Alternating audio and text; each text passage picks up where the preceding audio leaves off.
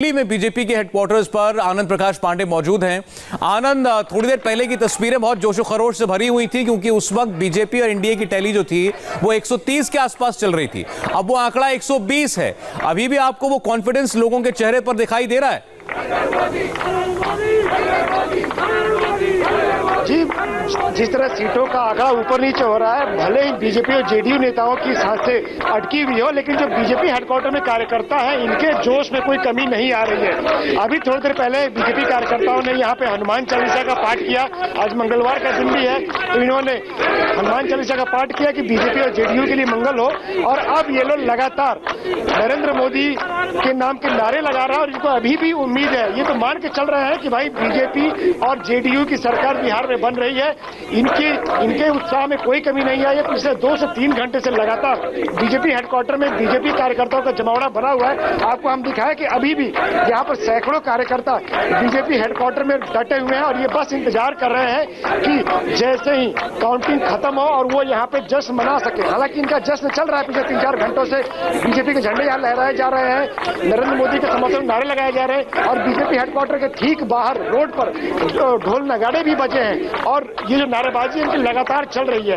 इनका कहना है कि मोदी है तो मुमकिन है और उसी उम्मीद से ये लोग कह रहे हैं कि बिहार में भी बीजेपी और जेडीयू की सरकार बनने जा रही है। देखिए, यहां तक भी अगर एनडीए पहुंचा 120 तक तो वाकई ये मोदी की वजह से मुमकिन हो पाया है, इसमें कोई शक नहीं है। अब आपको हम पटना लेकर चलते हैं। तेजस्वी यादव के घर के बाहर भास्कर मौजूद हैं। आज दिन भर जब एनडीए जो है वहां लीड करता हुआ दिखाई दिया बिहार में, एक सन्नाटा सा पसरा रहा तेजस्वी यादव के घर के बाहर। सुबह सुबह वहां पर कुछ लोग जरूर पहुंचे हुए थे इस उम्मीद में कि आज की बाजी तेजस्वी के नाम रहेगी, लेकिन उसके बाद जब जैसे जैसे एनडीए को बढ़त मिली, आरजेडी के कार्यकर्ताओं का उत्साह ठंडा पड़ता गया। अब कुछ फर्क पड़ा है वहां पर भास्कर या नहीं? अंतर अब केवल 5 सीटों का रह गया है महागठबंधन और एनडीए के बीच। देखिए, जैसे जैसे फासला कम हो रहा है, यहाँ पे उत्साह बढ़ता जा रहा है। सुबह 9:30 बजे के करीब में यहाँ पे ऐसी स्थिति थी कि धीरे धीरे कार्यकर्ता पहुंचने लगे थे और जमावड़ा उनका लगने लग गया था। लेकिन जैसे ही एनडीए को बढ़त मिलना शुरू हुआ, यहाँ पे उनकी तादाद कम हो गई। एक बार आपको दिखाना चाहूंगा, इस पूरे इलाके में देखिए, ये सभी आरजेडी के कार्यकर्ता हैं और खासकर यूथ यहाँ पे ज्यादा है। जो कैंपेन का मेन थीम रहा है आरजेडी के कैंपेन का, वही यहाँ पे देखने को मिल रहा है। तमाम यूथ पहुंचे हैं अलग अलग जगह से और इस उम्मीद में कि अब फासला बहुत कम है और अब बढ़त लगातार मिलती रहेगी, ऐसा इनका कहना है। कहाँ से आए हैं आप लोग? मैं सर सोनपुर से आया हूँ सर। क्या उम्मीद है? लग रहा है कि उम्मीद सर बिल्कुल बनेगी सरकार। अभी जनता के पूरा दिल में तेजस्वी जी हैं। ईवीएम में भले ही कुछ भी हो, लेकिन जनता के दिल में है और सरकार हमारी बनने जा रही है। 100% सरकार बनेगी हमारी। अब आधे घंटे में देख लीजिएगा।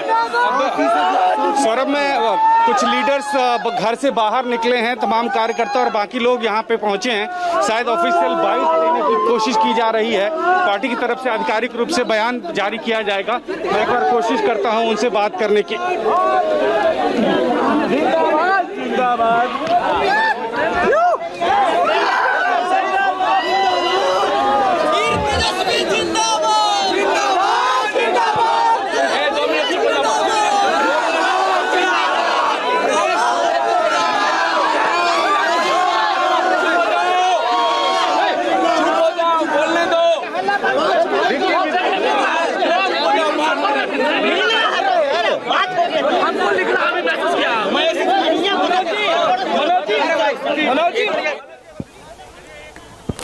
या आप तेजस्वी यादव के घर के बाहर की तस्वीर देख रहे हैं। मनोज झा बाहर निकले। नहीं, बदलाव की ओर है, ये बात तो स्पष्ट तौर पे कहूँ। आप आंकड़ा देख लीजिए, बराबर बराबर का आ रहा है। सब लो मार्जिन है और हमारा स्ट्राइक।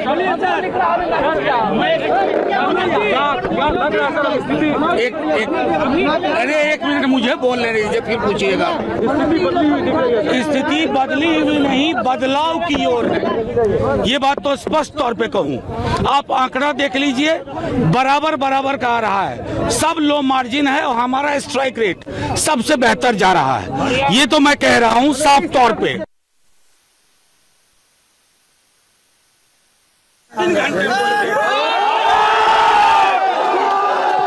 जितना हमें, लेकिन सबसे बड़ी बात कहता हूँ मैं एक मिनट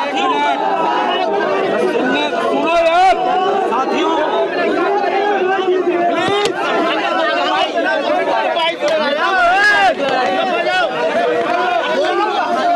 साथियों, मनोज जी कार्यकर्ताओं को साथ दीजिए। आपको कार्यकर्ताओं को प्लीज 2 मिनट मैं आपके माध्यम से, क्योंकि आप लोग लगातार देख रहे हैं कैसे चुनाव का नतीजा बदल रहा है, मैं आपको बताऊं कई क्षेत्रों का नाम, हालांकि ऐसे क्षेत्र जैसे परबत्ता, परिहार, मधुबन, त्रिवेणीगंज, महाराजगंज, अमनौर, सरायरंजन, कटिहार, कुड़हनी, बोचहा, ये तमाम जगह है जहां या तो डिले किया जा रहा है, सर्टिफिकेट नहीं दिया जा रहा है, टाल मटोल किया जा रहा है। तो मैं पुनः कहूंगा कि माननीय नीतीश जी, आप मुख्यमंत्री अब चंद घंटों के लिए हैं और कलंक मत ढोइए अपने सर पे, और आग्रह करूंगा प्रशासन के लोगों को, जहां तक मेरी बात जाती है, आप निष्पक्ष तरीके से अपना काम करिए। जीत हमारी ही होगी, आप कितनों विलंब कर लो, बस मैं आग्रह करूंगा तमाम प्रशासन के लोग समझें और मुख्यमंत्री जी भी समझें, डिप्टी साहब भी समझें, बस इतना ही हमें कहना है। मनोज झा कह रहे हैं कि जीत हमारी ही होगी। कई जगहों पर नतीजों की घोषणा करने में देरी की जा रही है, गिनती में जानबूझकर देरी कर रहा है प्रशासन। लेकिन बिहार में सस्पेंस बाकी है, कई सीटों पर फासला 1000 वोटों से भी कम है, जिसका जिक्र अभी मनोज झा कर रहे थे।